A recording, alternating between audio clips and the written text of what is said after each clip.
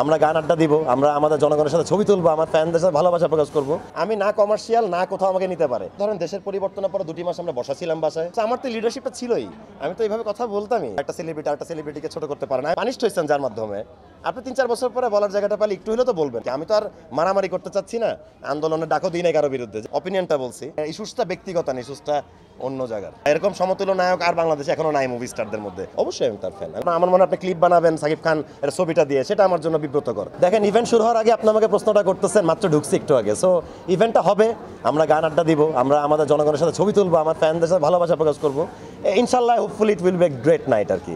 So এখন তো বলতে পারছি না, বাট আপনি যদি উপস্থিত থাকেন প্রোগ্রামটা আশা করে এনজয় করবেন। হ্যাঁ ঠিকঠাক, খুব সুন্দর জায়গাও, এবং মানুষগুলোকেও ভালো লাগছে ঢোকার পরে, ভালো লাগতেছে। আর তারকা যাদের কথা বললেন, তারকারা যে যায় প্রতিদিন ওপেনিংয়ে, আপনি যদি আমার ফেসবুক ওয়াল দেখেন, আমি না কমার্শিয়াল না কোথাও আমাকে নিতে পারে। এটা একান্তই সাইব ভাইরা ছিল, এমএ ইমন ছিল, একটা ভালোবাসার জায়গা থেকে আমার আসলে ইনভাইটেশনটা অ্যাকসেপ্ট করা। এমনও না যে আমি ডেলি এটা করি, কাল পরশু করতে যাবো আসলে। জি 2 মাস হচ্ছে, ধরেন দেশের পরিবর্তনের পর 2 মাস আমরা বসাছিলাম বাসায়, টোটালি ক্রুজ থেকে শুরু করে সব অভিনেতা, মানে বড় ছোট সবাই বসেছিলাম। সো এই যে লাস্ট মাসটা গেল, এটা থেকে আমাদের কাজ শুরু হয়, কাজ একটু একটু করে হচ্ছে। সো আমি পজিটিভ যে ইনশাল্লাহ এই যে এই নতুন মাস শুরু হলো অক্টোবর নভেম্বরে, এটা আরও গতিশীলতা পাবে বলে আমি মনে করি আর কি। ইনশাল্লাহ ভালো দিনের অপেক্ষা আর কি।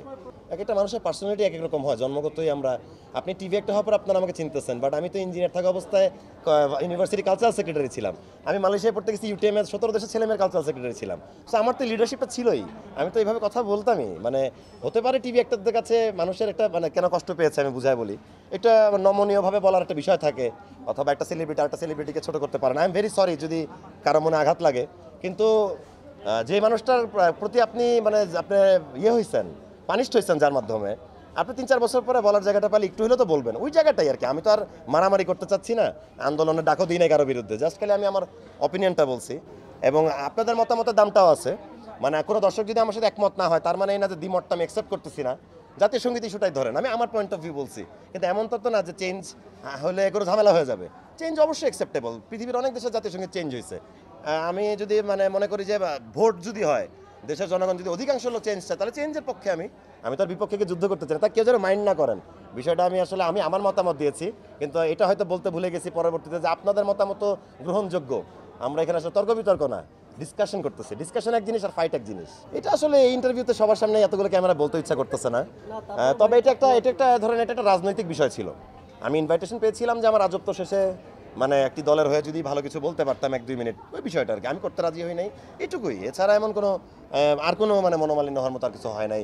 এইটাই আর কি। মানে ইস্যুসটা ব্যক্তিগত না, ইস্যুসটা অন্য জায়গার। হ্যাঁ পজিটিভ উত্তর দিয়েছি।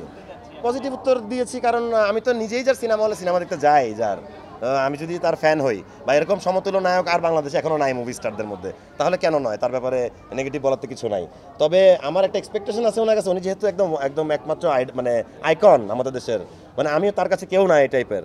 সো উনি যখন দেশের কোনো আন্দোলন হোক বা যে কোনো ইস্যুজ হোক, জনগণের পক্ষে কথা বলে, এটা আমার এক্সপেকটেশন আর কি। একটা ফ্যান হিসাবে তার আমার সেলিব্রিটির কাছে এক্সপেকটেশন, ওটাই বলা। অবশ্যই আমি তার ফ্যান, আমি তো তার ফ্যানের মানে আমি ফ্যান তার।